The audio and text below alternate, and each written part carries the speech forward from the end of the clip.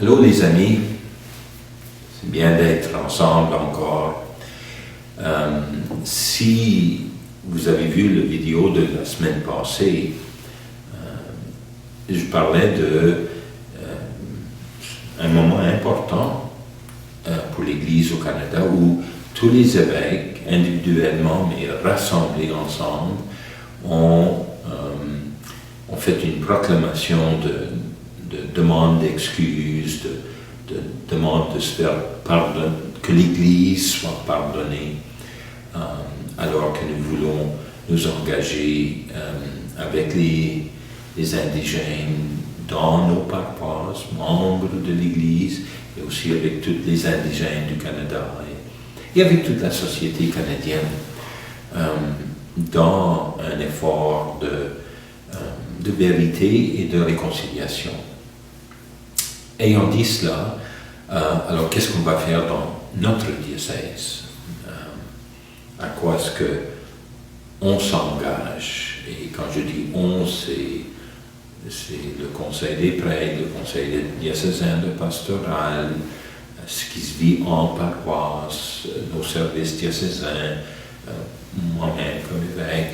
Qu'est-ce qu'on va faire pour que les mots qui ont été émis et auxquels j'ai donné mon consentement plus que complet, ça se traduit en des actions. Dans mon idée, ce qui importe, c'est que ce qu'on vise, c'est la rencontre de personnes. La rencontre de personnes. L'évêque, Monseigneur de Victoria a dit eh bien, des institutions ne se réconcilient pas, des personnes se réconcilient. Et dans une autre chose qu'il a dit, rien à propos de nous sans nous et pour nous. So nothing about us without us, and in this case, for us. Alors c'est la rencontre de personnes qui vraiment est le but. Et en disant ça, j'entends les mots de Saint Jean-Paul II, j'entends les mots du pape François. La rencontre de l'autre personne. Véritablement vécue, pas juste une idée conceptuelle ou une valeur quelconque, mais que ça se passe, cette rencontre. Alors, en vue de ça, nos efforts ici au diocèse sont d'abord beaucoup à propos de s'informer, d'entendre une autre manière de voir, ou ce qui complète l'histoire, non pas seulement des écoles résidentielles, mais du premier contact et contact subséquent entre Européens et indigènes. La question des traités, les écoles résidentielles, oui. Alors de s'éduquer, de s'informer plus totalement en écoutant l'autre. Eh bien, et quand je dis l'autre, c'est la réalité qu'ont vécu les indigènes, que vivent les indigènes. Alors ça, entre autres, il y a un programme qui s'appelle Four Seasons, 4 saisons. C'est 5 parties, mais c'est en ligne, et donc on le fait individuellement. On peut se regrouper par après pour s'en parler, en paroisse, en groupe de prière, mais c'est, et je vais demander tous les prêtres, eux, de faire cela, de visionner cela. C'est fait par First Nations University of Canada à Regina, et c'est très bien. les écoles catholiques de Winnipeg l'ont utilisé pour des professeurs des bons fruits de ouverture des yeux, ouverture de l'esprit. Il y a aussi, les jésuites ont produit une très belle ressource, Écoutons les indigènes, c'est le titre, et c'est ce qu'on peut vivre dans une paroisse de la même manière que debout ensemble dans le Christ. Donc, les gens qui se rassemblent, ça prend de l'animation, mais simplement l'animation du groupe, et on utilise cette ressource, cette lecture, mais surtout ces discussions et partages pour une meilleure saisie de cette réalité. Ensuite, rencontres, et bien, il y a des rencontres, par exemple, Circles of Reconciliation, où 5 indigènes, 5 non-indigènes se rencontrent, et il y a un animateur là, de ce mouvement-là, et indigènes et non-indigènes, 2 animateurs travaillent ensemble qui aident les gens-là à vivre une expérience vraiment de rencontre. Il y a Returning to Spirit, œuvre de Monseigneur Croteau, de Mackenzie Fort Smith, Northwest Territories, Sister Anne Thompson, et d'un indigène qui s'appelait Mark Pesandwick, et c'est 5 jours pour les indigènes, 5 jours pour les non-indigènes, puis ensuite 5 jours ensemble. C'est un engagement qui prend plus de temps, mais c'est une des possibilités. Et les possibilités sont multiples.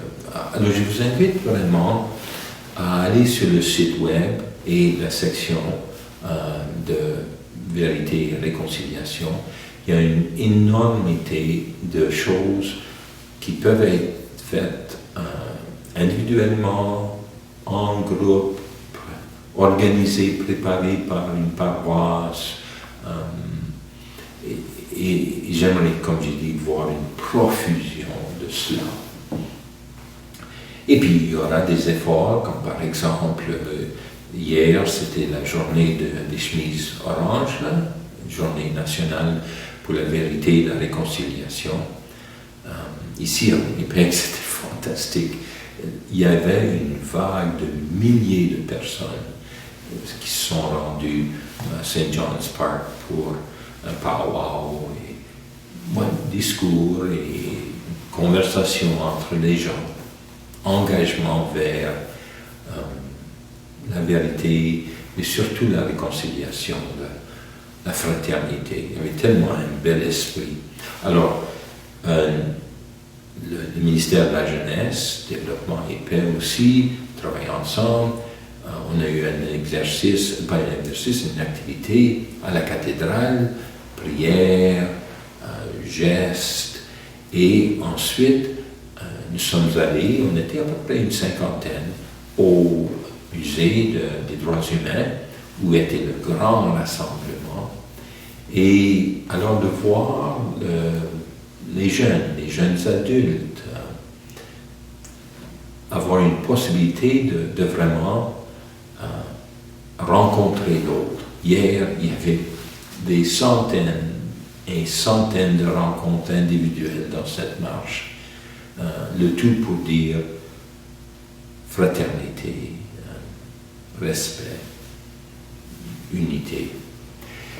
Et puis, des fois, il y a des choses qui arrivent juste par hasard, sans qu'on les ait planifiées. 2 jours avant la journée, les chefs de la région de Traité 5, qui va de Sandy Lake en Ontario à Cumberland House en Saskatchewan, eux qui essaient de commencer à travailler ensemble plus étroitement et qui voulaient vivre aussi le moment, nous ont contactés. Est-ce que vous avez un terrain où on pourrait ériger un tipi et avoir nos activités là. Alors on a dit oui, de fait, on a un terrain vide juste à côté de l'archevêché et ça a déjà été, ce terrain-là, consacré, dédié dans une cérémonie indigène et avec prière chrétienne à être un espace, mais disons un terrain sacré, partagé et un lodge